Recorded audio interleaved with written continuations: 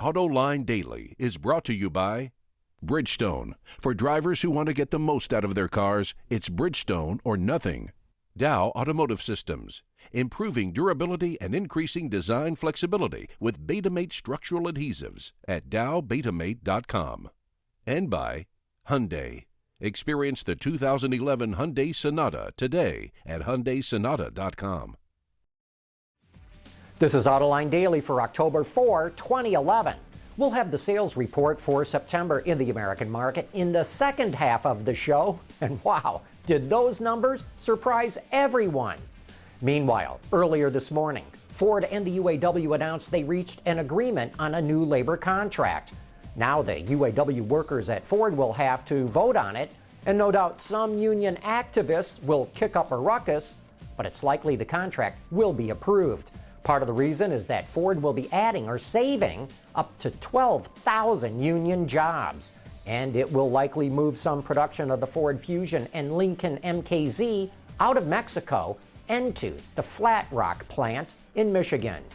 Meanwhile, negotiations are dragging on at Chrysler, where Bloomberg reports that Chrysler CEO Sergio Marchionne is taking a hard line and risking sending the talks into arbitration. However, progress is being made.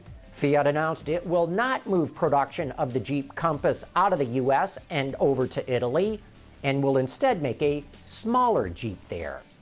He's back!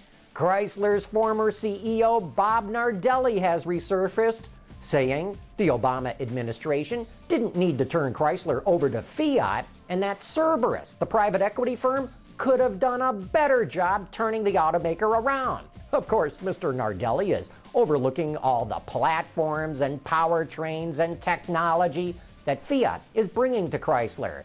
And I can tell you firsthand that the top executives at Chrysler distrusted and disliked Nardelli, while they are willing to run through walls for Marchionne. Wow! China could be losing its edge as a low-cost manufacturing center.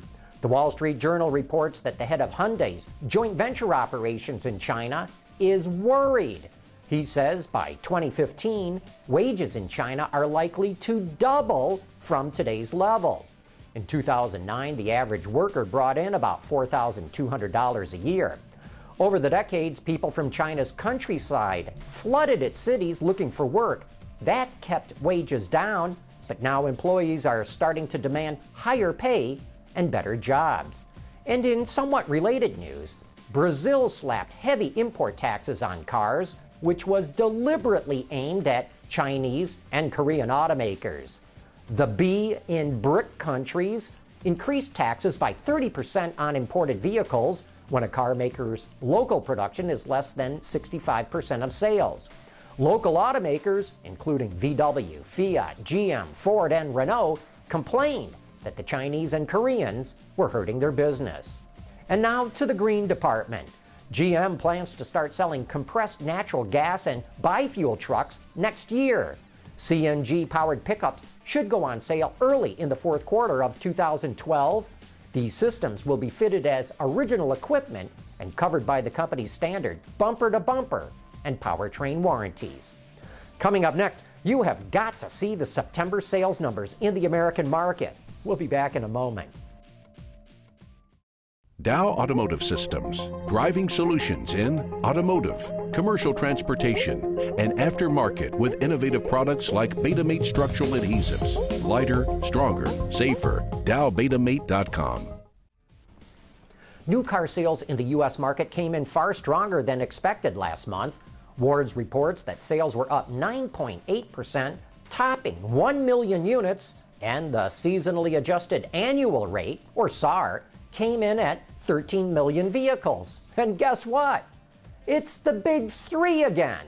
Stunningly, Chrysler outsold Toyota for the month, meaning GM, Ford, and Chrysler are once again the largest automakers in the American market. At least for a month, that is. Honda and Toyota both saw sales fall as dealers are still short of the inventory they need, though the Toyota Camry remained as the best-selling car in America. The other Japanese automakers were all up, with the exception of Subaru, which fell slightly. And we have got to give a shout out to Mazda, which saw the highest percentage gain of any automaker. Hyundai and Kia both enjoyed torrid sales rates, but fell just short of outselling Honda like they did the month before. And the European brands did very well. All were up by double digits, except for Saab, which continues to falter. But Volkswagen hit the second highest percentage gain. In fact, get this, sales of the new Passat were up a mind-boggling 952%. But the real story is that trucks had a scorching hot month.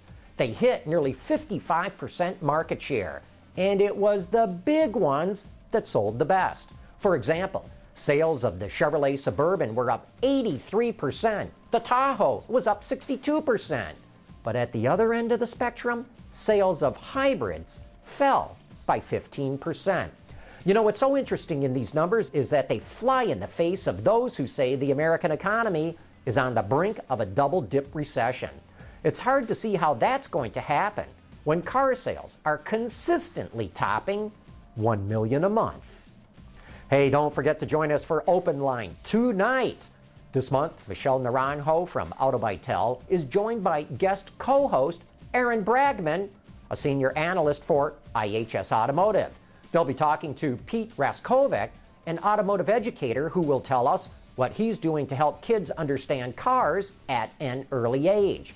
We open up our phone lines to you starting at 8 p.m. Eastern Time at Autoline.tv, or you can call in to 1-712-432-0900, and the PIN is 911633.